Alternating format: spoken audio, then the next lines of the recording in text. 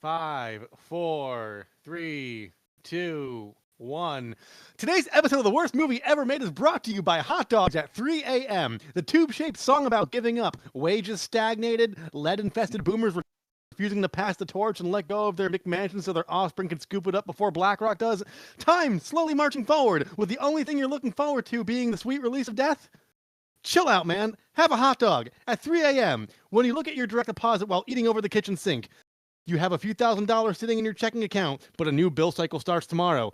It's already gone. Take a screenshot. Fantasize about the foods that aren't hot dogs that you'll hopefully be able to afford one day. Until then, I don't know. This is getting depressing. Let's start the show.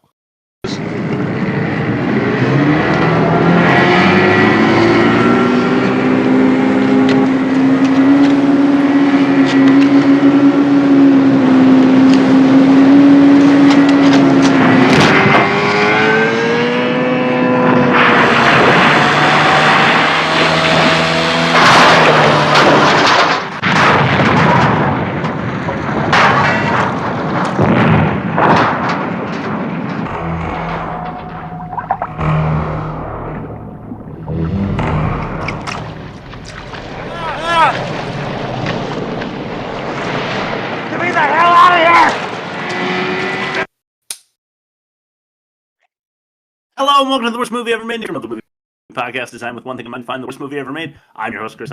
I'm joined by my co-host from fellow mad scientist Rob Scoopy and Bob Hass. Hey guys, how are you? And what are we doing, Alligator? See, I'm confused. I'm. That's how I'm doing.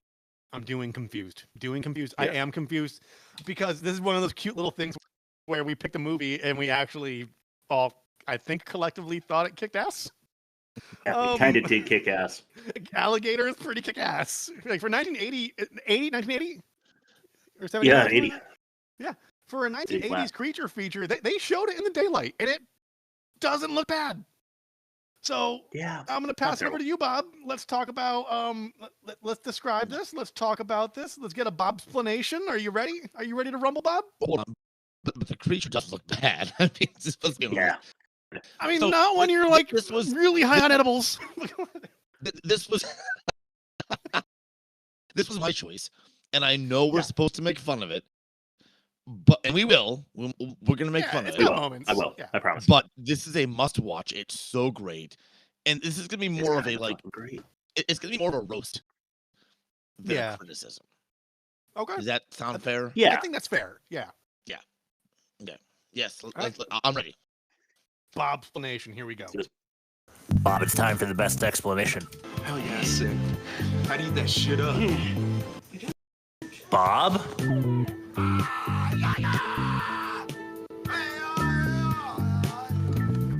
Bob? Oh, right. The alliteration first. Why are we doing this? Because Gator guts guys who are getting rid of golden doodles in the garbage. Gores goons in the gutter. Glances at a gal and goes after greedy grifters at a garden gathering. That was fucking sick. I can't wait to talk about that last little bit there. Okay, sometimes extra proud. Go ahead, Rob. Gator guts guys who are getting rid of golden doodles in the garbage, gores goons in the gutter, glances at a gal, and goes after greedy grifters at a garden gathering. True. All of it is true. It's better when you say it, Rob. Thank you. Yeah. So here we go. I'm going to try to make this quick, but it's so convoluted. So flashback. A girl seems entranced. By a man getting gored by a gator while he's trying to wrestle it. And so naturally, she wants to take a mini one of those home with her. And after that happens, her dad doesn't care for the gator shit. I think he said those exact words. And so he flushes the mini gator down the toilet. And this is like in the like early 70s, 68, 60s. Okay. Meanwhile, a local chemical company is experimenting on growth hormone on rats and stolen dogs. Oh, Jesus Christ. Stolen's very important here. Yes. This is the worst part. And disposes of them, those dead animals, in the sewer. The gator starts feeding on these said creatures and grows with this growth hormone into a mammoth gator. And then eventually starts eating people. And eventually surfaces to the streets and is inexplicably hard to locate, even though it's a giant gator in daylight. Yeah, it's 32 feet long. It's eventually hunted down. There's a mayor and a screaming police chief and a corrupt corporation and so much more. And let's pass it off to the rest. All right. Let's go. That's YouTube comment. All right, here we go.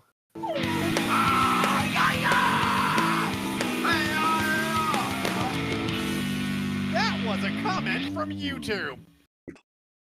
There wasn't really funny things in the comments. I went to the free with ads version on YouTube for the comments here, and I guess the biggest source of ire here was that a lot of the kills were blurred out or censored just to keep it for free with ads. So I scrolled until I found an anecdote, which I'm going to read right now. A New York City worker years ago found a 4-foot alligator in the sewer. Not giant, but big enough to chew your arm off. They did kill it and cut open and found a small child's hand in its stomach. But there had been no young child reported missing for months. And the hand was, they think, about 3 days old since it had been ripped off. They did check the sewer system and did not find the body of the child who lost its hand. And then a little alligator emoji. Okay. Is this pre-DNA testing? Like, what's... I don't know. I don't believe this story at all. Whoever wrote that is either like 12 or 65. There's no gap bridge between there. Yeah, I get it. True. It's YouTube. I can't believe I was so serious in asking that question. I'm sorry. Yeah, shame on you. Yeah, for real, Bob. Let's throw it back to you, though, with the worst production. Back to you, Bob. It's Mac Daddy. El Nino calling you up, man. The worst production. Okay, this is kind of a mixture of worst and best. I'm going to say Writing Wizard Wasted. That's my my tagline. So this is actually longer than the last segment. I'm going to try to speed it up. This writer had like clout and results. The guy's name is John Sayles. I think it's a longer name. That's his IMDb name. He read the original script for this movie, and he totally scrapped it because the original script for this movie was set in Milwaukee and said that the alligator grew to be gigantic because of a beer from a brewery going into the sewer system. Oh, that's awesome. Which is, it doesn't make sense, right? Yeah. No. And so he said, you know what, I'm going to rewrite this because I can do better. One second, just sneeze. Hold on. Oh, yeah, it was just sneezing up a storm. I get it. Chewy. Excuse me. All right. Anyway, so that was one of his first screenplays, and he went on to make like many more screenplays that actually went into films. None of them were like award-winning, but he has a very successful career of selling scripts. So he actually, the same year, he wrote Roger Corman's Battle Beyond the Stars, which was released the same year. Right. And then also during the same general period, he wrote a draft of a script for Spielberg that was called Night Skies, which ended up being the inspiration for E.T., which, I haven't watched E.T. since I was a kid, so I'm going off the internet on this one. It includes a mention about alligators in the sewers, which probably. And at the same, right before he wrote Alligator, he wrote Piranha, which was also inspired by Jaws. And it's said that Spielberg preferred Alligator over Piranha and loved this movie as much as we did. So that's why I say it's like half like it's bad production because the guy has a lot of writing clout and a lot of credit. But ultimately this isn't his best work, but it was early work, and his early work was enjoyed by someone like Spielberg, and that's pretty fucking cool. All right. Yeah, I mean, you will see very shortly that we had a mixed bag for the piece by piece of shit as well. So I don't know what to call this segment. The piece by piece of. 1 second, I have kind of shitty. Should I play the cake one? Should I play piece by piece of cake? Yeah. Let's play piece by piece of cake. Yeah. Fair enough. All right, so here's my piece by piece of shit. Baby, this ain't it. Piece by piece of shit. Pardon my gas pump. Don't undercut me, shorty. And then for measure. Baby, this is it. Piece by piece of cake. Right. Yeah.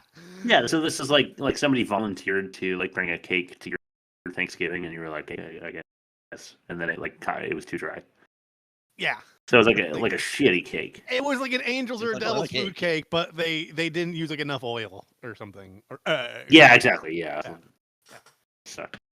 So we opened at a Gator wrestling venue in Southern Swamp somewhere, where the true power of the regular Gator is on display. A man is mauled by a Bayou beast, and the crowd cheers on.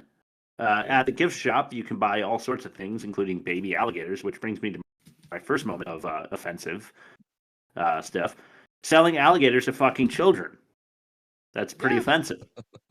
Let's not do that. That was of the time, though. I did read that. Like, that was a big deal at that time. And like late 60s, early 70s, that was a big like thing. People were like, you can buy an alligator? Yeah, like those baby ones, those like tiny ones, you know? Yeah, I like how she put it in like a 20-gallon tank. You know what's fucked up about those tanks is that you can't like buy a goldfish and put it in one of those. You need like 50 fucking gallons for goddamn goldfish. You know, it's insane. Yeah. They're like at the pet store. There's 1 million goldfish in a 20-gallon tank, but they're like, you can buy it, but you have to have 25 gallons for just one. Like, well, why are you storing them in?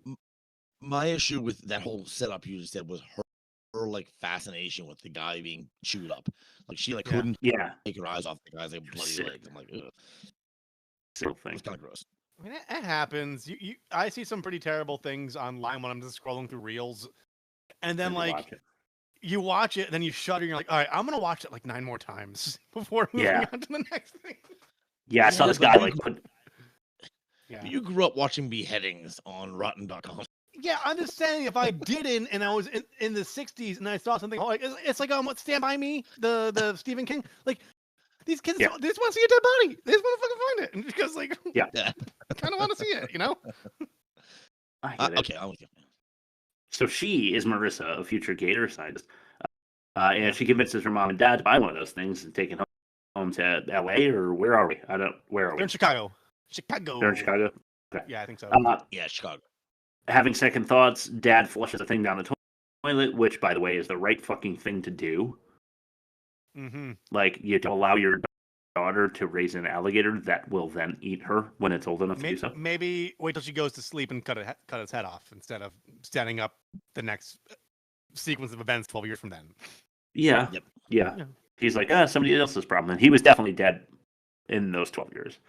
So 12 years later, Robert Forster, who is like fucking amazing in Jackie Brown. Yeah. I don't know if you've seen, he's like a bail bondsman in Jackie Brown. He's shopping at a pet store, and this creepy shop owner gives him a couple of tips on how to take care of his recent puppy purchase. Why this guy is selling puppies at this particular moment is going to be a plotline conflict, but that's for a little bit later.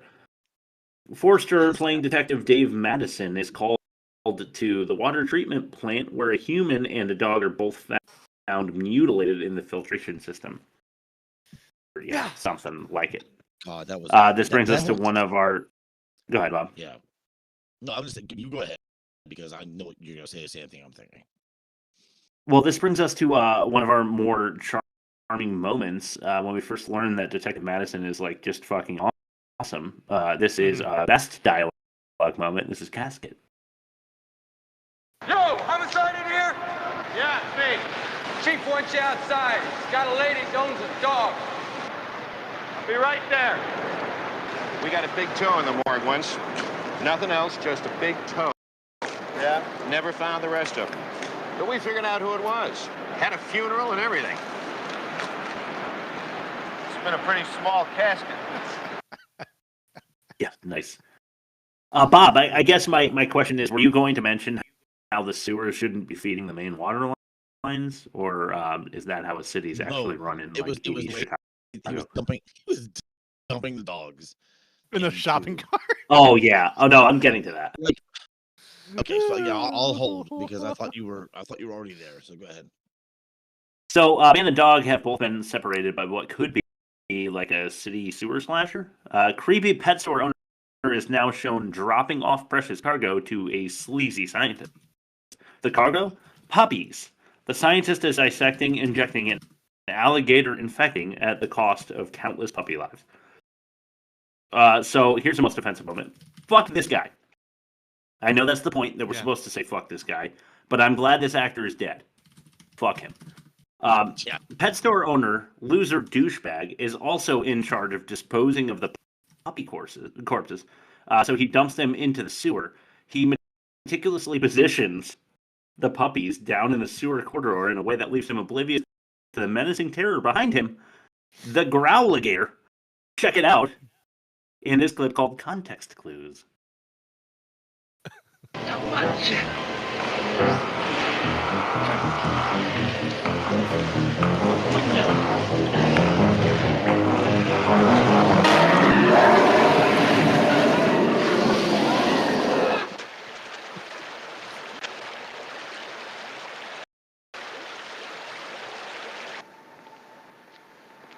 You know, if this keeps up, I'm gonna open a spare part shop. This isn't the guy the arm came from. How can you tell? This guy cut his nails square. Yeah. The other one rounded them off. What was he wearing on his feet? Wearing boots? No, he's wearing alligator wingtips with lifts in them. That's your regulation sewer gear. Now, we got one here, and, you know, Forensic came up with something very interesting in his sock. What? Kitty litter. The guy must have been a cat fanatic. I mean, okay. So, good old-fashioned police work. You know, what if I was biting, like I successfully bit my left hand fingers, and not my right hand that day? Could be the same guy. You know. Yeah. I just remember when the wait a minute. I gotta run some tests. When the pet store owner was dropping the dogs down the sewer, one of them did a Gymkhana style landing. Yeah, no, like a real slap at the bottom on the concrete. Yeah. And why do you care? It's like you've come to this particular place because it's out of the way and nobody's looking. You know? Yeah. Like why he's like. Also, as he's dumping them out of garbage bags, he's like, "You mangy mutt." I'm like, why are they the assholes when you're the one who killed them and are like, it just makes no sense. Because we want him to die by alligator. Yeah. This is one of the reasons I picked this movie is because of this guy and these scenes. Like, I love dogs, and not just because of the dogs, but I just that was fucking awful. Also, it was bad. Bad taste. I don't know if you guys are gonna bring this up, but all right, we can have our debate about the creature effects later, but the decomposed, mutilated animals, they either found real roadkill or they had John Travolta like somewhere consulting and supplying them with his own murdered dogs. Yeah. That looked very real.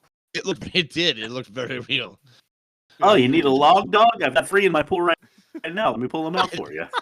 They did a good job, bad job. Yes, they did. Yeah. Somehow from kitty litter, they found the douchebag loser pet store owner's socks. Madison is able to track down the evil experimenting scientist. He asks a series of probing questions, and it totally spooks the wrongdoing researcher. So, after revealing that he cuts the larynx of the test subject puppies for noise control purposes, the scientist jets over to his funding overlord, and the big bald fuck who deserves to die. I can't stand this dude. I've got abuser in mind. You know the. I didn't label them. I have abuser 1 and abuser 2. Should I just play them in order? 2. Play 2. Abuser 2. All right, it's a 3-second one. If that helps. All right. Yeah. Kelly. Oh no. What's the other one? Is that? All right, great. Number 1 toy, yes, sir. Dinner. Yeah, that guy. All right. He's gross. Anyway. That's all you had. He's gross. The way it's eventually explained, and Bob kind of alluded to this already, is that the research is steroid-style growth of edible animals to increase the food supply for the ever-escalating population of Earthlings. That's their motivation, right? So this guy's like trying to like pump animals full of steroids so that we can eat them more. Yeah, so basically, instead of feeding cows corn, they just inject them with this shit instead. Yeah, they do the KFC chicken approach, like, you know, where the beaks like to top off. Larger but biomedically engineered livestock. Yeah, so dumped puppy bodies are full of these growth hormones, and you got to keep that in mind. So Detective Madison and his fucking awesome police chief, who I loved, have to gather for a press conference to explain the 2 men now found dismembered in the sewer system. We meet another asshole in a reporter that wants Detective Madison's blood. He brings up the story of Madison's old St. Louis police partner who was gunned down on the job. It seems Detective Madison was fingered by some as the murderer of his. He was fingered? Nice. Yeah, he was. You had to use that on purpose. The press conference, the papers write clickbait headlines about the sewer murderer. And I gotta say, there's a number of bald jokes at this point that I just don't understand. It's an offensive moment for me. It's a bald-headed lie. This guy is like barely losing it. I'd say he's lost like 4% of his hair. And It's early like, male pattern, It's like his hairline's short, it's like half an inch shorter than mine. Yeah, but I just don't understand why it's a driving force behind the comedy in this movie. Well, you know why though? Because maybe he wasn't the first Maybe he wasn't the first cast pick. Because that happens. Because myself, and then the Irene, writers just make fun of him because they're a little pissed they didn't get Jamie Kennedy.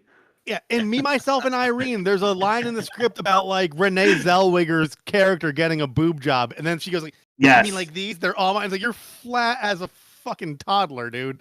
Yeah, for real. But like they didn't. It was a good line of dialogue, even though they cast somebody who was less well endowed in the chest hole region. Right. Yeah. So maybe they had a more advanced state of follicle deterioration. Ooh, I wonder who would it have been if it wasn't Forster? Who would have been a more balding man around 1980 that they were going for? In 1980, Michael I feel like that's a fun game for Bob. That's a really. I wish I would have had some heads up on this one because that's a really good question. Yeah, I just listen. You gotta. Yeah, nice. You've got a very shiny heads up on this one. I'd honestly say Jack Nicholson because 1980 was The Shining and he had he already had the receding hair. Yeah, he was going through it, but he would have never done this. Well, this was a Chinatown-esque situation, like a whodunit for a while. So yeah, so good call. All right, fair enough. Giving this movie a little too much credit. So, a true protector of the people, Madison decides he's going to go down into the sewers and find what's in there. He gets a rookie to volunteer. Like, he goes around asking everybody, and everybody's turning him down left and right. And some, brave rookie is like, yeah, I'll go with you. He gets him for backup, and into the tunnels they go. And in those tunnels, the rookie explains that no one wants to be his partner because they're all afraid that Detective Dave would murder them. The news reporter kind of soaked the flames on the St. Louis partner murder thing. Yeah. So after some searching for a murderer, they find him in the form of a 40-foot alligator. Yeah. Okay. So this is where my first contribution is going to be to this. According to what I read online, and this is in 2 sources, But I looked at the film and I couldn't see it. Apparently, in the first shot of the giant alligator's eye, you can see a reflection of the film crew. But probably. Really? I looked and I didn't see it. Like I'm gonna go back and look at it. But our quality of the film is not good. So yeah, and the problem with going on Tubi is they get whatever master they can get their hands on just to get it up there, and like it's probably not like the highest def version, or like some of these things are restored in 4K, but we don't get to see that on streaming. You know? Yeah, I don't know that I needed to see this restored in 4K. I needed to. I didn't put that in fact or no fact because I can't verify it with my own eyes. Like, yeah, people said it online, but I'm like, I don't see it though, so I don't know if that's true. So, but anyway, that's what they said. Okay. Well, it's a good tidbit, you know. Yeah. They try to escape. I think that was prior. I think that was with the dog killer. I think he was the first victim. So I think it was back then. Because I was too pissed about him. So go ahead. All right. They try to escape, but the rookie Kelly gets dragged under by the alligator. Madison has a nervous breakdown, and we rejoin him at the hospital where he's passed out and under treatment. Madison is now thoroughly fucked as he's immediately lost another partner. Yeah. Which is okay. Hold on, I won't bring that up yet. Dick-faced reporter shows up to snap on to snoop, on the missing detective. And it's another most offensive moment as the nurse shares sensitive information with the reporter about her patient Madison, which is a confidentiality, like patient doctor confidentiality violation for sure. Yeah. After an unimpressive stint in the hospital, Madison, who just had a mental breakdown, and the fucking awesome police chief go to see Marissa, our girl from earlier. She's now a gator expert and some kind of researcher herself. She says that Dave is insane. There's no such thing as a gigantic sewer alligator. And that she has a pretty strong point. I'm just going to put it bluntly. Yeah. Yes, but I'm going to have to say, Chris, I mean, I know we're summarizing the movie, but you spoiled it because we don't find out until like a while later that she's the same girl from the beginning. Yeah, we don't find out until like the FBI raid on the tunnel. And then she's like Rodney or whatever the fuck is named, right? She's named Rodney or some shit. It's a good distance later because I watched it. I was watching it and watching it and watching it. Like another half an hour at least. Like, how old is this girl? Like, and all of a sudden she says it, and then I of course check the timeline, and it makes zero sense because she would have been like her early 20s as a doctor. Yep. Makes no sense. Yeah. But anyway. Yeah, for sure. Let's roll on. Yeah. So policemen at the station agree with Marissa that he's insane, and we know this because they make fun of Madison in a moment where Forster shows some real acting chops.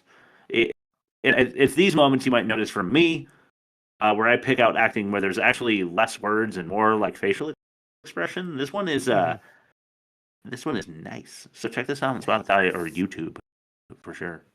www.theworstmovieevermade.com, and I'm at a clean second break. Here we go. A board of inquiry hearing investigating the officer's death made no finding against Madison. In the more recent disappearance... Hey, guys.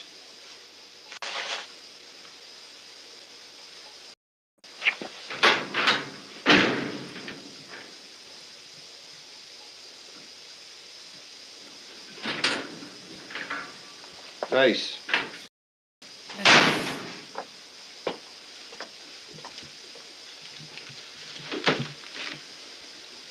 More recent disappearance, city officials have been unwilling to make any comment. This reporter, for one, is not satisfied. Well, what kind of dreams? Well, he was out on meds most of the time that he was here. What are meds? Medication. He kept coming up with some garbage about alligators in the sewers. Alligators in the sewers? Yeah. See, that right there is some shit that she definitely shouldn't have said. Yeah. You know? But it is crucial. Yeah. Because she just told the reporter that he said there's alligators in the sewers, so to prove that he's insane, the reporter goes down there with a camera, right? Which I'm going to say in a minute. we now join Asshole Reporter in the sewers. He's going alone because he's a moron. He gets absolutely murked by that gator, but not before he's able to snap some photos. Yeah. Surprisingly, the police find the photos that absolve Madison. A resolution that comes earlier than it needed to be, in my opinion, in this movie, because it was kind of like the whole crux of conflict in the movie. Agree. It was building really well. Like, we all were rooting for Madison, and we knew he was right. And we wanted everybody to know that he was right, but that kind of tension is good movie making that ended before the movie was even halfway done. I was shocked. Counterpoint, though, the whole second and third act is a fucking rampage, so they just got it out of the way so they can just jam the rest of this shit through, right? But at the same time, if you don't believe there's a giant gator, you don't know what to look for. And how would you not find that gator when it was up on the land? Like that. Yeah, it's too much. It drove me crazy. I'm like, you know exactly what it looks like and where it, like how big it is. Yeah. And a helicopter can't fucking find it. There's no way.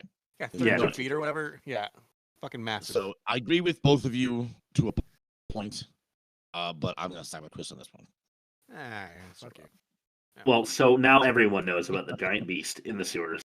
Now the movie changes gears completely. SWAT gather in an attempt to flush the animal out, but they also flush taxpayer dollars down the drains as the gator does not comply. Stickball City kids are now interrupted mid-game by a sidewalk exploding creature in our next clip. This one is, bad.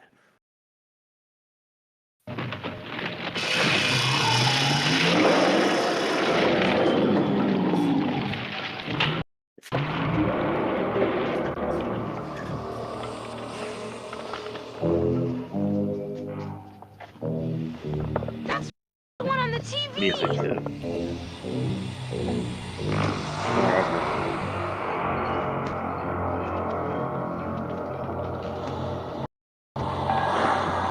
Let's get out of here. Come on, let's go.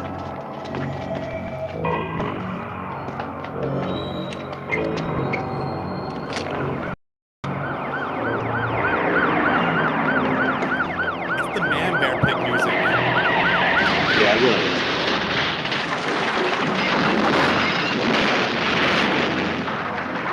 Pop just like drives into a car. Again.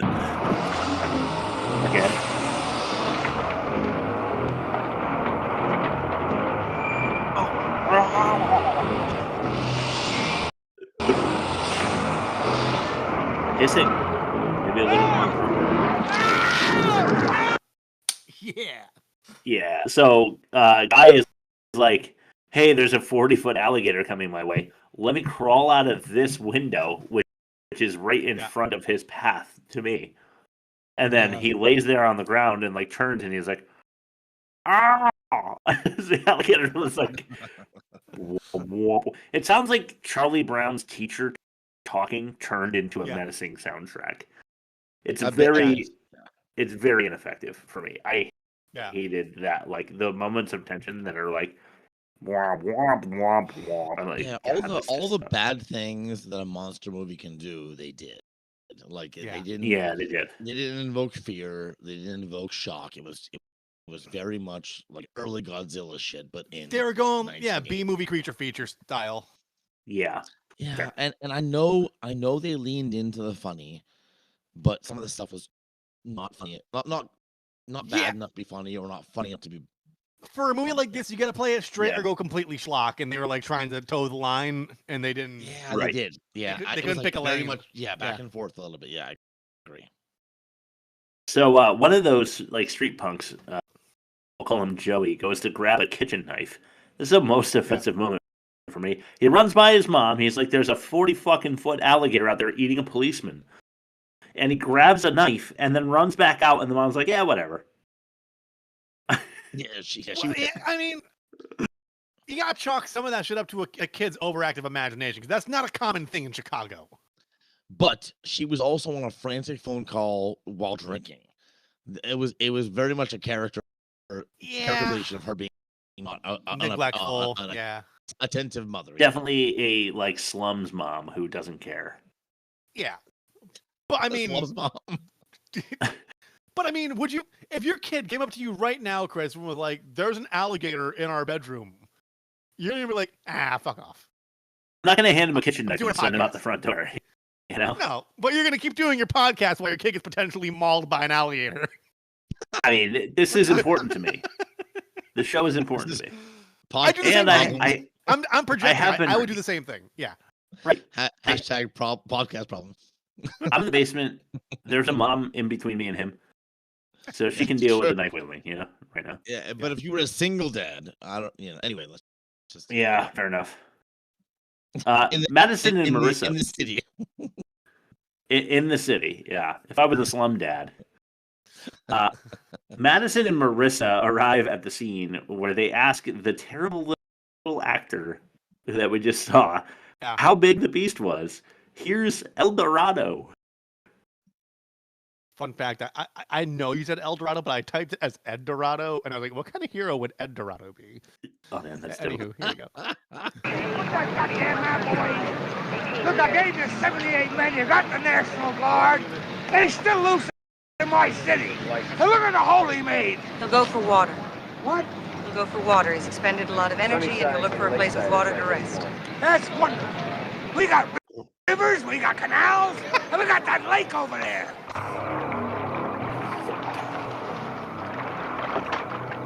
The safety of the public is my job. Well, you've got no job unless I get reelected. Now, look, this could generate a lot of good publicity, and I can't have your people fumble the ball for us. That's all. Give this lady an idea of how big he was. Just a guess. Is it as big as he is? You know an El Dorado. Car. No, a refrigerator. Of course a car. Wait a minute. You're saying it was as big as a car? Yeah. Of course you gotta have the tail. Of course. Yeah. Yeah, fuck that kid. Okay, bad sound design. One. Yeah, that's a through line with these movies. I'm gonna go backward and say, Rob, it would be funnier if the guy's name was like Lou Dorado and he went by El Dorado. I thought that would be funnier. Yeah. Nice. But also, like, that police chief, in my opinion, was irritating. Like, I know he was a stereotype. Oh my God, I fucking love like, him. I'm gonna scream about everything. The mayor's gonna have my ass. You're Yes, 20 and cars. there's like, Oh my God, I love him so you won't much. have a job if I blah blah blah elected. I'm like, you got that's so stereotypical, and I don't like. Yeah, but he's behind Madison like pretty much the whole way, and we love Madison. He's got his back. He's like, let's do this thing. Yeah. Oh, barely. He's screaming that the whole time. This guy screams every line he delivers. Like, I don't think. Yeah, which I a love. line.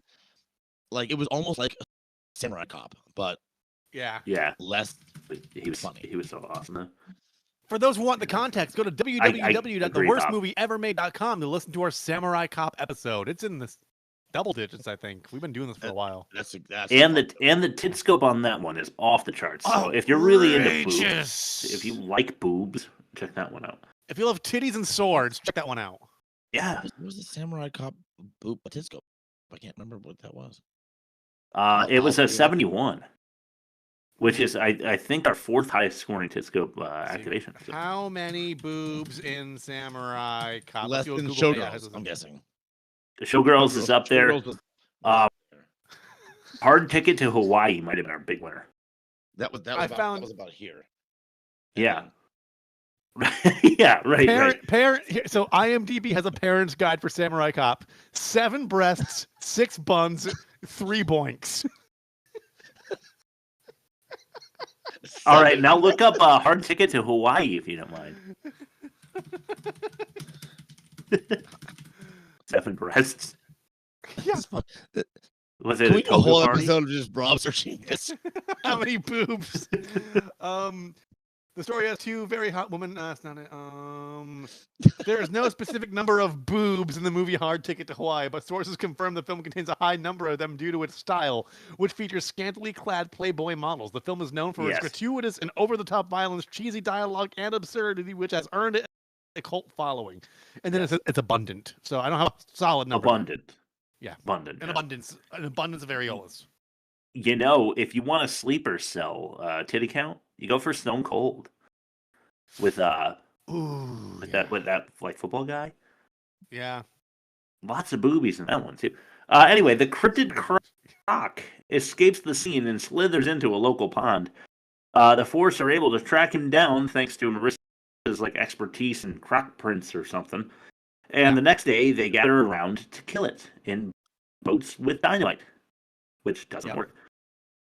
Madison is then taken off the project by the coolest chief in the movie, history and in movie history, and which is contrary to Bob's opinion. And he's replaced by Colonel Vagina Helm. I've said my piece. Go ahead. Colonel Vagina Helm, is that what you said?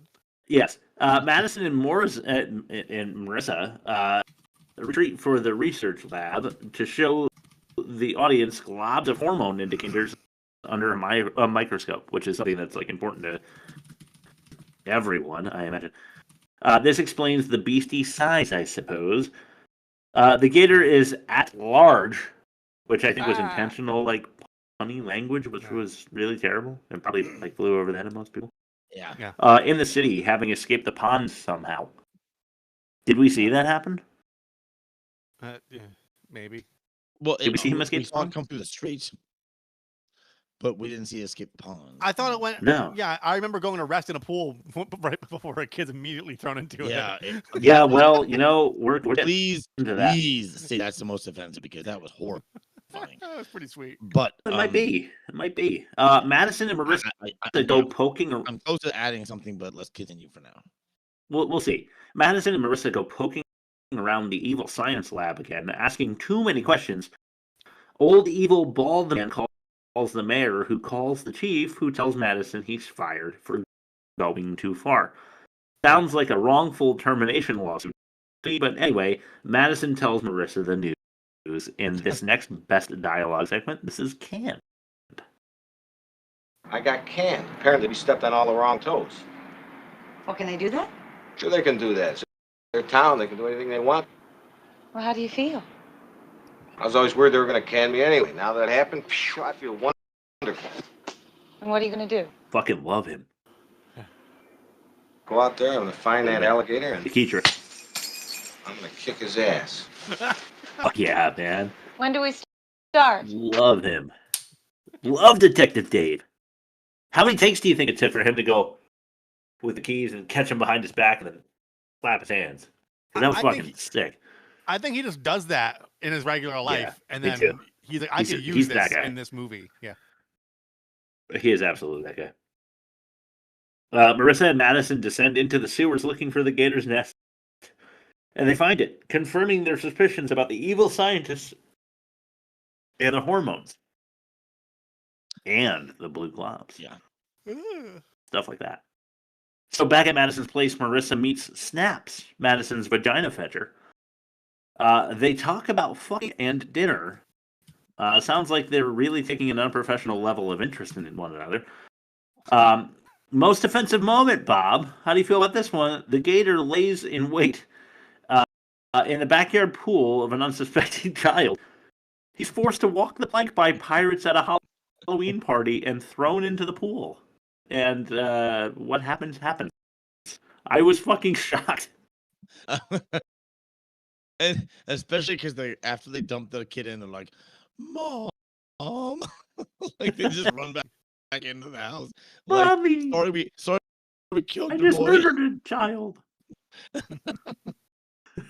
and Timothy. Full of carnage. Like he goes again? in the pool and it turns like a cloud of red immediately. Yeah. Immediately. It's just, my kids are grown and they're adults, and I was still like sickened. I'm like, this is just. I know.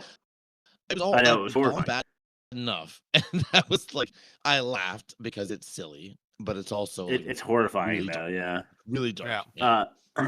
Back to bed, Marissa and Madison have a hairline discussion in another failed attempt at a ball joke. Meanwhile, Colonel is out drinking and searching for the gator alone for some reason. He hires dudes to take him to a place called Booger Alley, where they think the gator might be now. They're correct. And it eats our horny hunter.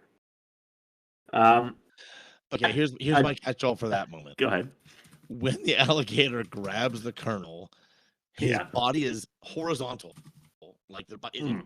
like the bite's coming like that way. Yeah. And then they flash back, and it's swallowing him like feet first. Yeah. It would have had to spit him out, and then align, then rotate grab him. Right. Yeah. So yeah, that's a continuity. I issue can't with me. swallow him this way. Yeah, Like I know I was being picky, but when I'm like watching this, I'm laughing and saying good for the Gator because the guy deserves to be dead. But then I Definitely, watch that guy sucks. and I'm like, you know what? That makes no sense. That's a continuity issue, and I'm gonna have to. If You I'm gonna gotta have to say make a check against the movie, that's one of my checks. Yeah. Well, that's your thing, is to see those tiny inconsistencies. So we appreciate it. There's not that many actually. This movie has less inconsistencies. Shockingly little. Yeah.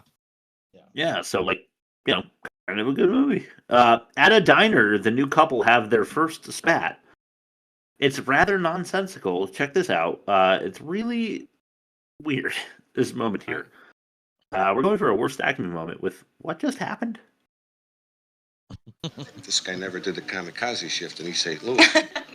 Probably not. Speaking of illicit desires. Yeah. Hi, Madison. Hey, Purdy, Ash, how you doing? Thought you guys would be out beating the bushes for Jungle Jim. No, you just scraped him up over at Marquette Hill. What? Rock?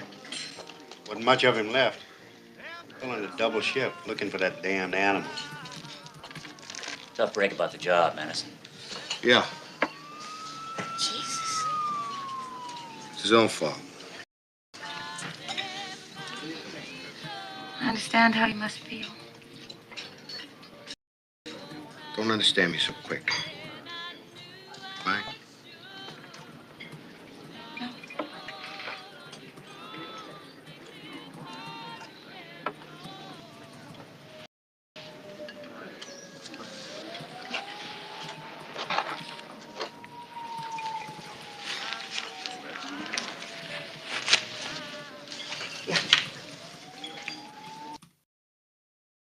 I can understand why Madison felt personal responsibility for Detective Kelly, who he took under the sewers with him, and the alligator was eaten. Why the fuck does he feel any responsibility? Kelly's volunteer. I just want to. Yeah, even that. Yeah, that's a good point. This colonel guy that was eaten replaced him, and then they fired him. And then he's like having this emotional response, like it's his fault that the alligator ate the colonel, and he fucking flips out on his hot little ticket to Hawaii. Yeah, hard little ticket. Like his his little like the piece movie here. that's named that. Yes. Yeah, his little Twinkie in the city. To quote friends, he's got this like hot little hookup, and he's like gonna blow it all up because two other cops came in and mentioned that some guy got eaten that he hated anyway. I didn't fucking get it. What happened there? Somebody explain. They had to force tension so they could be reunited later, and then fuck. Yeah, okay, so they immediately make up anyway. So who cares? And they decide to go out after the Gator together. I'm not kidding. That's what I wrote in my next line on the outline, because you're right. Force tension so that later they can resolve it. They resolve it immediately anyway, so why did they fucking do that? Runtime. Yeah. Well, that's why I'm rushing, so I get it. No, like they had to pad their runtime. No, I know. And I'm agreeing with their decision because I'm trying to like push this along. Because my outline is 74 pages. They had to have scenes between alligator maulings, is what they had to have. Like a palate cleanse. Yeah, he's got it there. Yeah. Right. Yeah, speaking of a palate cleanse, I think maybe that's why the colonel was twisted, and maybe the Gator needed to like have a drink of water before he finished the colonel off, and that's why when we get them, they spit him out, like slithered over to the pond. And then like you spend enough time in Booger Alley, you need a palate cleanser for sure. Yeah, that's true. Too much cocaine over there. Oh, yeah, Booger Alley, yeah. Booger Alley will do it to you. It will. So back at the scene of the consumption, I think. The fucking awesome police chief points out to his officers that they're looking in all the wrong places. Here's a best dialogue moment that I just fucking love. It's only like 9 seconds long or something. Bear with me. This is bushes. Oh, I don't want to talk to Madison. Things are crazy enough as they are. Look, just let me know when the state troopers are ready. Damn it! He's not hiding in the bushes. I love that the detectives are all looking in a bush right next to him, and then it was kind of odd to the audience where the background detectives are just trying to look busy. Yeah, and the characters are looking in the bushes as if the alligator is going to be right there, and the guy playing the chief is like, "I'm just going to improv," and call out the guys in the background are looking in this bush like there's going to be an alligator in there. Yeah. That's probably not true. That was probably full stop how the script was written. But in my mind, the guy playing the police chief improv there. Yeah. And for me, it was everything. So all of a sudden, we're in a river where the beast is spotted, and cops completely blunder in a hilarious fashion, giving our opening clip of the show. It's the one we played. He opened the episode. Rob, if you wouldn't mind, could you just play that again? Yeah, why not? Yeah. Now it makes sense.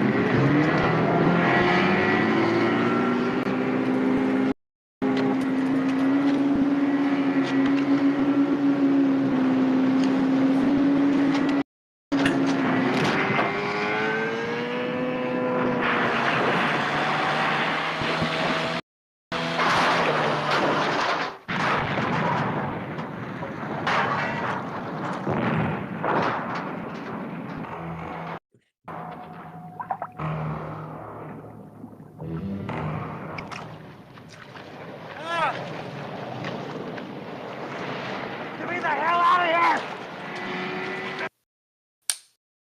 Okay, so very Jaws-like scene, where a guy's pulled under the water and then it goes blah, blah, blah, blah. Yeah, definitely inspired by Jaws. You would have known that anyway by now. But it's just fucking hilarious to me. The cop earlier who drove off the road for no reason into a pole, and then his car explodes and he climbs out into the gator's mouth practically. These guys are their own demise. It's not even the croc. The croc apparently goes under the water and then reappears in such a way that they speed bump into disaster and explode themselves because there's grenades and shit. It was insane. It was a crazy moment. Yeah, that was literally. We just had to play that again for you. Yeah, it was. So the gator escapes again, and he's on a mission this time. He wants to go to the evil old man's mansion, I guess. What is this? Yeah. Yeah. Is it a wedding? Is it? I don't know what it is. Okay, it's a wedding. It's the evil scientist guy that's dissecting puppies, and his daughter. Yeah. No. Yes. It's his daughter and exactly, yes. And his number one guy. You're my number one I don't think I watched the movie where I wanted the lead character to die longer. I'm like, God damn it, this guy's been evil since the very beginning. It wasn't it was revealed later that he was villain. Was so early in the movie. Are you talking about the young scientist, or the Slade old man? Mostly the young scientist, because his dog catching friend got killed immediately, so that was satisfying. Yes.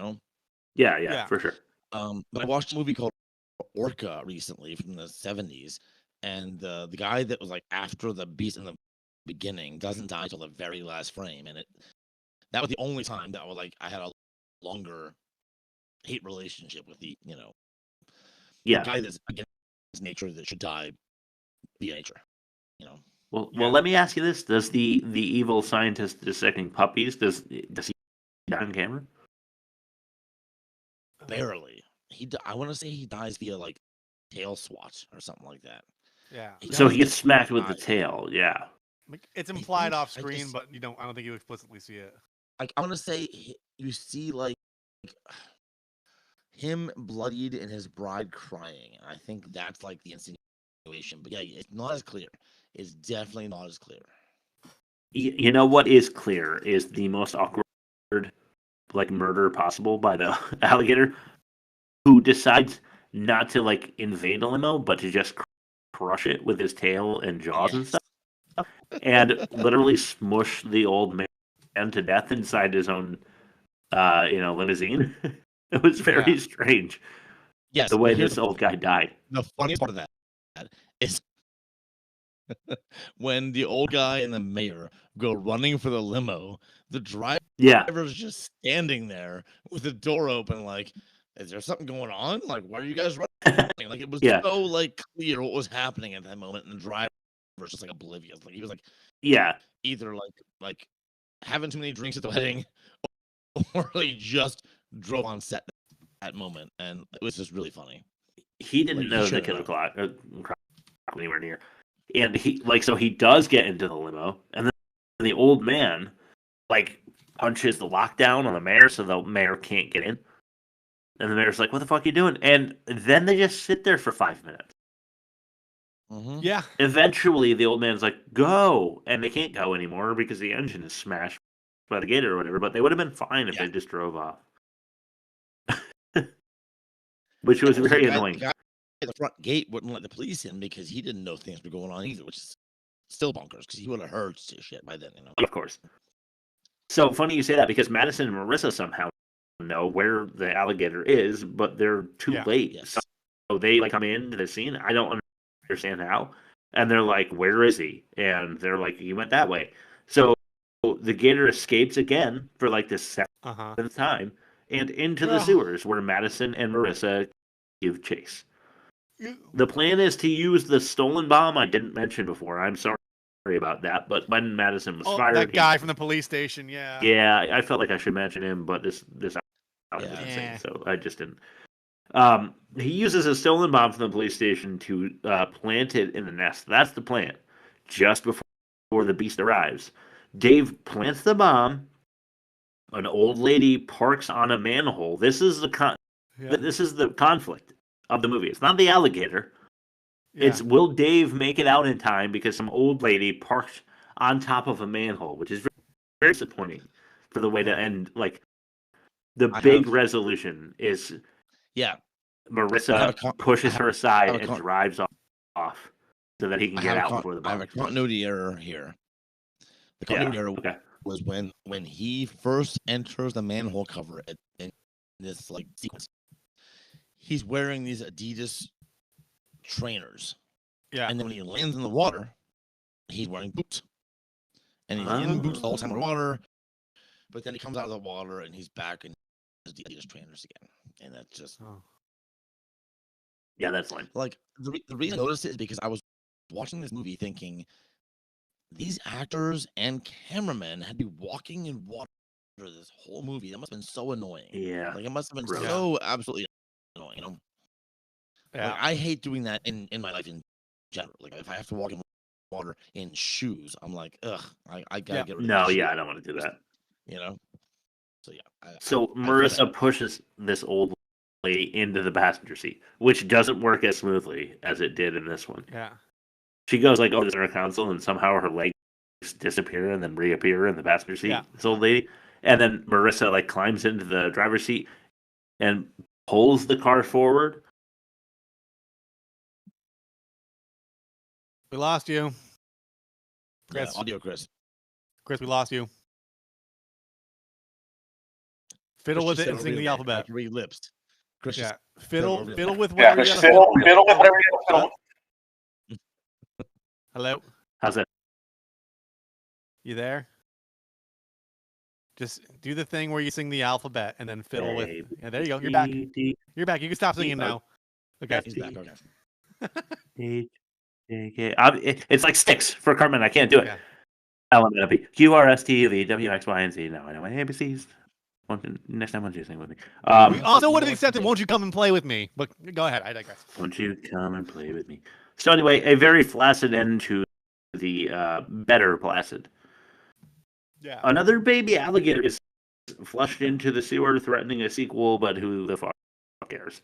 Anyway, we're going to throw it to Bob. No, I got one more thing. Oh. And this is not fact or no fact. Guess what famous actor of modern day was the production assistant for special effects responsible for the gator guts at the final destruction? I actually know this because I saw it in an interview a long time ago. All right, Rob, go ahead. It's Bryan Cranston from Breaking Bad and Malcolm in the Middle. It was Bryan Cranston, yeah. Yeah. There was like an interview with like Conan or something where he was like, yeah, I was doing like, yeah. And I didn't. And this is where Rob's like, damn it, I thought that was going to be fact or no fact. I was hoping. So this is another dream's been shattered. Thanks, Bob. I'll just throw it on the pile. Speaking of which, let's switch Bob for fact or no fact. Yeah.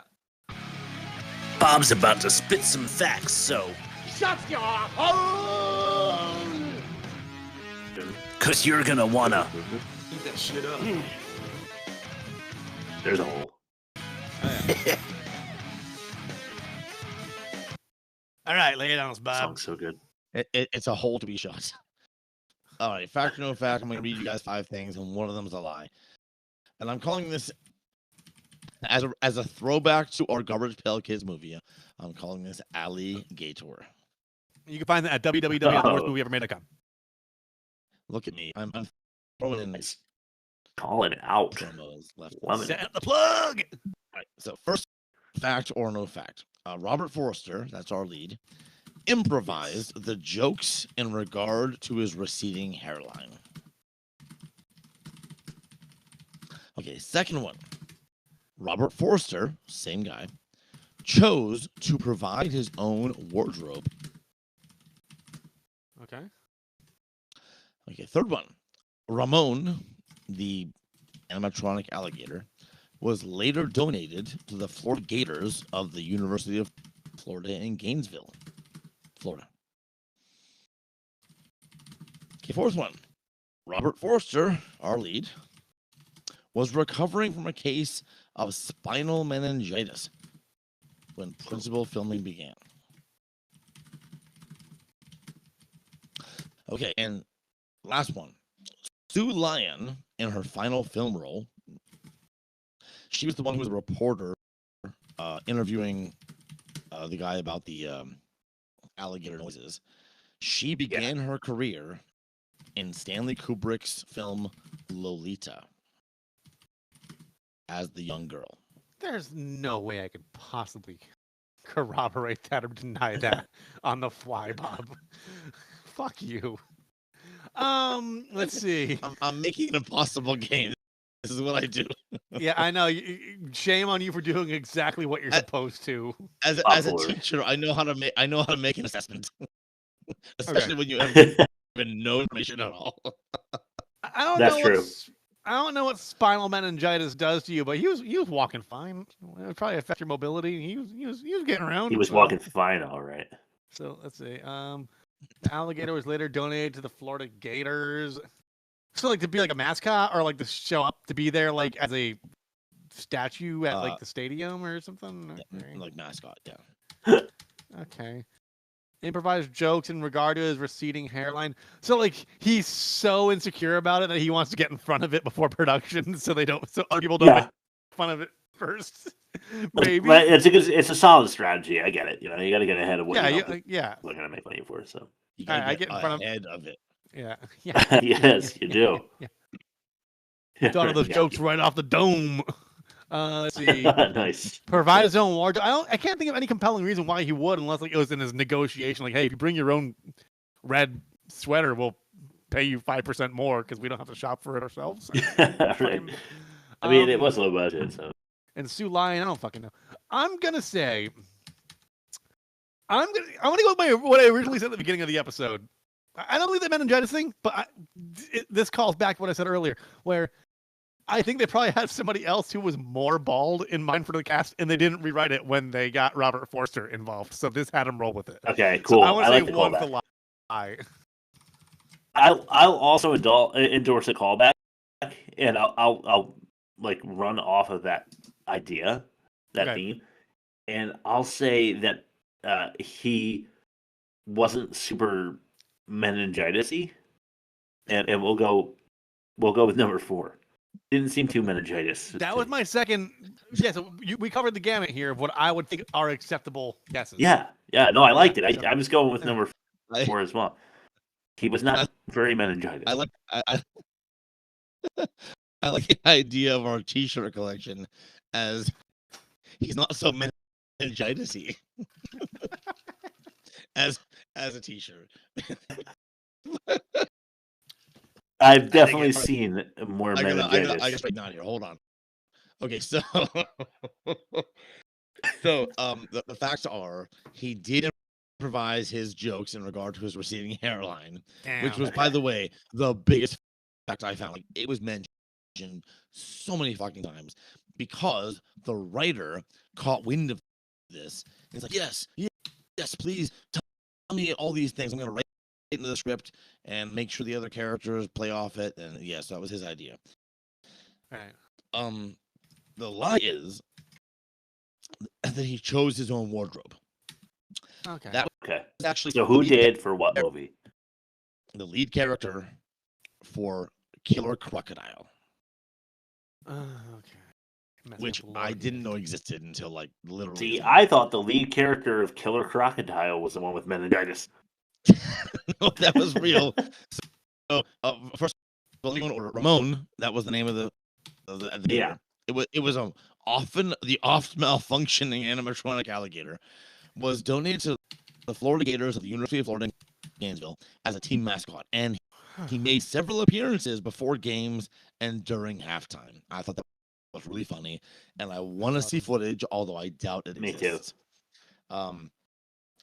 Forrester was recovering from meningitis. Yes, that's a fact. And Sue Lyon, she was the ABC reporter, which, by the way, the letters NBC were clearly marked on the microphone, which is just so stupid. She introduced herself as ABC.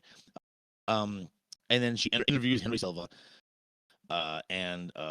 She was the original Lolita in Stanley Kubrick's Lolita, which is a great movie, but a very uncomfortable premise.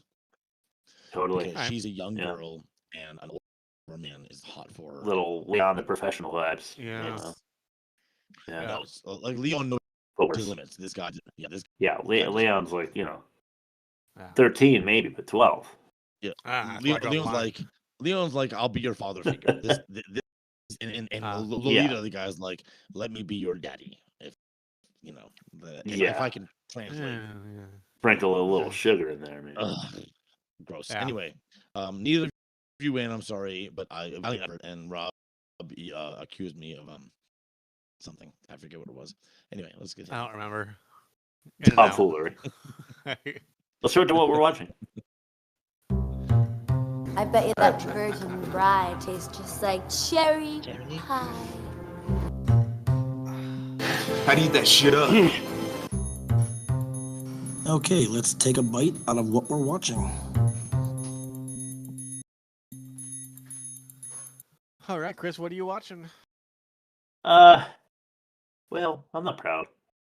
I'm not proud, man. Watching season 4 of the next Food Network star. Okay. That's okay. I'm into that. I haven't watched it in a while, but I used to love that back in the day. That's what got us Guy in Triple D. So you can't go wrong. I know. What was he season 2, Chan? I want to say I watched Guy Fieri's episode. Like that was like the last one I watched. Guy Fieri. But also, I got a new game. It's called Assassin's Creed Shadows, and it's okay. Okay. Nice. Been trying to play it. I haven't had a whole lot of time to do so. Yeah. It's proving actually difficult, so I need to just like buckle down and pay attention while I play, which I kind of like. Yeah. All right. All right, go ahead. I mean, I'm not a gamer, but I fully respect the realm of gamers and the craft of gaming. I understand watching people stream because I will never game because I just I spend my money on my music equipment, but like I want to play Stick of Truth, like the South Park game. But watching somebody play through it, you get the story beats without having to invest in like a console and the So I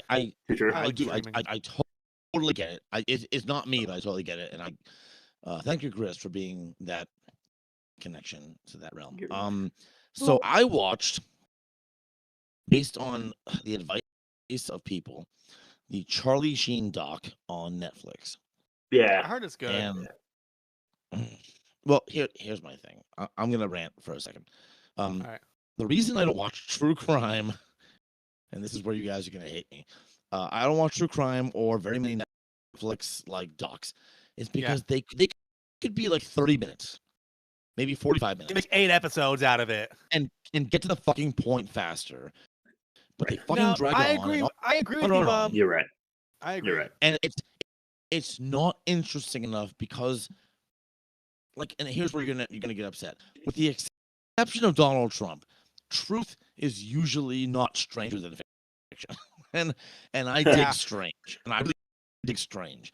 Though I don't dig Donald Trump, and that's not a political statement. The guy's just a senile asshole. But I like truth, and I like to get to the point faster than these fucking docu-series get. I get that. In a movie, it's just, I don't know. I just think it's more creative. So even though I gave it a chance, it's like the first episode was like an hour and a half, and it was like, I get the build of his career. It was cool. It was interesting, but it could have been shorter. Yeah. And the whole second half, another hour and a half, was like, I'm on drugs for an hour and a half, and then it was like, I'm sober now. It should be called Tiger Blood, and it should just be like a highlight reel of all the crazy shit he said. Yeah. And that would be just fun. It was. So anyone that hasn't watched it, don't waste your time. Yeah. And can help yourself. Otherwise, don't watch it. All right. Rob. What you might like, Bob, because I didn't watch the doc for that reason. I don't watch a lot of true crime on Netflix either for the same reason. I'd rather listen to like Last Podcast on the Left or watch body cam footage on YouTube where it's like it's direct. But if you want the directness, Conan O'Brien Needs a Friend, the podcast. He has like an hour and a half long interview with Sheen to promote the whole Netflix thing. Okay. And it's actually a really good interview. It's a really solid interview because they're friends too. So right. It's probably the content that you would need here anyway. It really is. Yeah. Probably. All right, so I went on a tear. I do enjoy Conan's. I enjoy Conan's podcast. My name is his assistant Sona. She's she's mixed. She's mixed not funny. For me. She's not smart. She doesn't contribute. She needs to go. Anywho, damn. I've been on a tear. So people know these ones. Bringing Out the Dead. Martin Scorsese, Nicolas Cage, John Goodman, Ving Rhames. Like it's so good. So fucking good. It's like I haven't seen it. It never made its budget back. It's classic Cage with like a neo-noir Scorsese vibe with John Goodman. You can't go fucking. It's really fucking good, Chris. You gotta watch it. Bringing Out the Dead. You gotta watch it. The first feature length featuring Jim Varney's Ernest P. Worrell is called Dr. Otto and the Riddle of the Gloom Beam. It's fucking awful, but it's fun. Jesus. Yeah. Okay. No, Guest House with Pauly Shore, 2020, Netflix. Lots of boobs, lots of drugs. It's 80 minutes in and out. It's fucking fun. Just watch it. And then Chair Company, the Tim Robinson show. I've caught up on that. Yeah, is that good? It's so fucking good, dude. And then the last one I will mention is Brawl in Cell Block 1999 with Vince Vaughn. It's like a straight up just like interesting grindhouse, stomping on head, prison violence. Doesn't have. You don't see happy that from ending. him. You know it's not going to have a happy ending. It's a fucking wonderful train wreck. I suggest you watch it. It's so fucking. I enjoyed it. I loved it. Yeah, and that's where I'm at. It was just fun to watch him do that because he's 6'5". So, I watched Hateful Eight for the first time as well, and I think that's my favorite Tarantino movie as of now. I do like Hateful Eight. It's very Tarantino formulated. In other words, it's produced by him. It's not directed. No, that's written and directed. It's written and directed. He had a whole like Roadhouse. Really? Yeah, that was eighth movie. Yeah, it's good. Wow, it's good. It's fun. It's just like it's a drawn. It's meant to be a meant to be a stage show. It's like a long drawn out like on stage whodunit. Yeah, it's like a theater performance, but with insane production value. And it's just so Tarantino though that like I almost like it less. It's violent. It says the N-word a lot. It's got a lot going for it. It's good, but it's not to say that any of those things you just described are things that I want in my movies.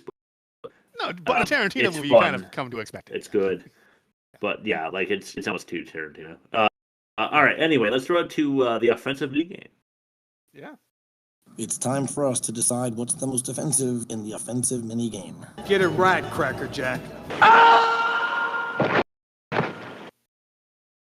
What's worse? Road Rash the Cuck or City Kid Croc Killer? The Croc Killer, because once again, the Road Rash guy was fulfilling a fantasy. He was asked to do that. No one asked to be shoved into a swimming pool and eaten alive. So I'm going to go with that one. Yeah, the eaten alive part's way worse.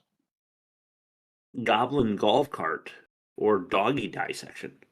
Doggy Dissection. Doggies. By a country 100%. mile, Chris. Like I said, this movie was going to win offensive no matter what, in my opinion. Yeah. But everything else, I don't know. But yeah, offensive for sure. Yeah. Halloween Party Pool Death or Friend's House Phone Fucking? The pool death. Yeah, pool death. Okay. Okay. So I think Alligator won. Yeah. Let's go to the movie comparison. Oh wait, no, let's not skip back credit names. Ooh, get her names. Almost did. Did it not load? Oh, you motherfucker. Give me a second, okay? I'm going to hop out here. I'm going to go here. I'm going to click drive. Thank you, Chris. You know what happened was I downloaded it, but I closed the browser before it was fully completed. So I have to go here. About me and right click. I have to download it. Espresso. Sickly sweet like a so. Is that me espresso? Now we're going to go to add sound. Now I need to go to downloads. Downloads. Okay, bear with me 1 second, all right? Chris, high five, Chris. Gator names. Here we go. It's that sweet espresso. High five, man. Bart Braverman, Buckley Norris, Dottie Ketching, Schlitz Brewing Company, Biff Yeager, and Dick Richards. Yeah, Goodbye. Dick Richards. I mean, you gotta make Dick Dicks. Yeah, Dick Dicks. You can't skip Dick Dicks. Yeah. All right, let's start with that movie comparison. Sorry, there weren't any names in this one at all.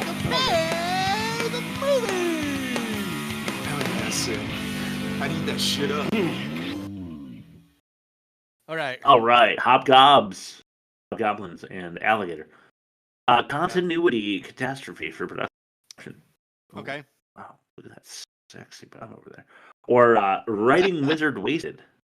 What do you guys say? What was the first one? Continuity, in my opinion. Yeah, continuity is way worse. Yeah. Cool.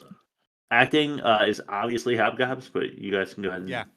No, Hobgoblin's going to clean sweep this aside from offensive, I think. Dialogue is obviously Hobgobs. Yeah. Alligator's more offensive. So, lackluster lights, we don't have a demerit for Alligator yet. Creature. Can we now argue over the the creature in the daylight. I think the creature in the sewers looked pretty good because they had the darkness and the lighting on their side. The creature in the water was just like... It was like... Okay. Creature effects. Let's say creature effects. I'll cede that point to Bob. Although what's Hobgoblin's creature effects were still horrible. So even worse. The irony, really, the irony here. It's lackluster lights or creature effects. And I'm gonna creature go with effects. Hobgoblins. I'm going Hobgoblins. Yeah, no, you're right. Okay, so I wrote it in already. Hobgoblins is the worst of the two because I had a feeling. let's say. Next week we're going to. Okay, so I had a coworker. His name is Jeff. He is the fucking man. I just love Jeff. He likes Nicolas Cage, from what you told me. So yeah. Yeah, Jeff, but awesome. he watched a movie called Surfer, and he was hinting at the fact that he didn't like it. Rob did. I talked about it and I loved it. Yeah. And haven't gotten an email yet. I don't think. Have you checked the email? Because I check it. I check every email and work related thing about 17 times an hour, and we have gotten nothing. Well, you're insane. So we will not be doing Surfer because we haven't gotten that email yet. But what we will be doing in honor of my buddy Jeff at work, we'll be doing Prisoners of Ghostland, which is another Nicolas Cage vehicle, which is apparently worse than surfing. Time out. So here's the thing. I think The Surfer is a contender for a good movie weekend. So does Rotten Tomatoes. But here's a little snippet of what's to come with Prisoners of the Ghostland. Impossible! Ha! If you told me 3 days ago I'd be standing here with one arm and one testicle! Trying to reason with you, bitches! I would have said impossible too. One testicle. That's and the director was like, "That's the one." That was the best part about it. Is this okay? It's on Tubi. Is Ghostland Prisoners of the Ghostland. Ghostland is 2 words. Okay, I'm just searching for a copy of it now. I think it's 2018. Let's see. Oh, Ghostland is 1 word. I'm sorry. It's 2021. It's more recent than I thought. Prisoner of. Okay. Prisoners of. Oh, prisoner. That changes the search. Yeah. So we have it coming in. It's coming in hot. It's on Tubi. You can watch it on Tubi. It's amazing. It's like neo-noir western samurai steampunk post-apocalypse. If that's a genre. I think we lost Chris. So. No, I hope not. At this point, we are the worst movie ever made. You can find us at www.theworstmovieevermade.com. We are on all the streaming platforms. Just search that. Search The Worst Movie Ever Made. And then you can find us on Instagram. You can find us on TikTok. And you can email us. And it's great. We are here. You could see us. You could hear us. We have profoundly stupid hot takes. We think we are legitimate critics. We are not. Well, maybe Bob and Chris are. I do not call myself one. But yeah, you can find us www.theworstmovieevermade.com. Hey Bob, what's your last word? Well, I want to give Chris credit for this, even though I did hear it earlier than Chris. Growligator. Growligator. Okay. And because we don't have Chris's voice, and I'm cutting the shit the second the outro plays, I'll fill it with Chris's voice. Are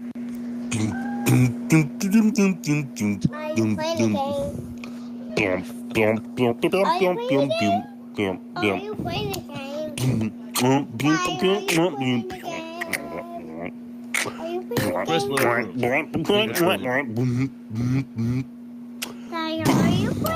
Prisoners of the Ghostland 2021. Daddy! I got copies.